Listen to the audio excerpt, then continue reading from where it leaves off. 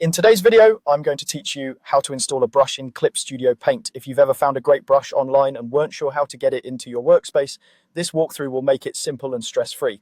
We'll go from the download to seeing your new brush ready to use, and along the way I'll highlight a few tips so everything goes smoothly. Start by downloading the brush file to your computer. Most Clip Studio Paint brush files end with .sut, and you may also encounter .tpl files. Save the file somewhere you can find it easily, like your Downloads folder or a dedicated Brushes folder.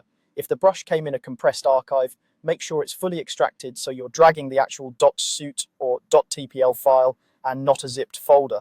For safety, always download brushes from trusted sources to avoid corrupted files. Next, open Clip Studio Paint. Give it a moment to finish loading your workspace. The area we'll use is the Sub-Tool palette, which is where your brush categories and individual tools live.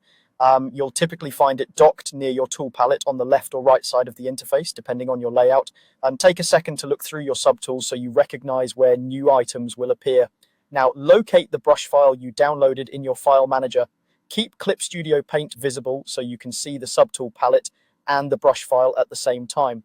With your mouse, click and hold the .sut or .tpl file, then drag it directly onto the subtool palette. Make sure you drop it into the specific brush category where you want it to live. If you're not particular, dropping it anywhere in the subtool palette is fine, and you can organize later. When you release the file, Clip Studio Paint will import it automatically. You should see the new brush appear in the list of subtools, often at the bottom of the category where you dropped it.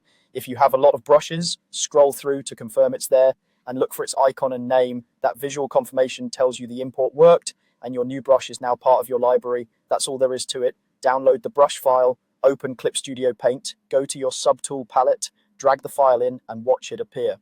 Keeping your brushes organized and backing up your favorites can save time later, but the core import process is exactly this quick and reliable. Enjoy creating with your new brush.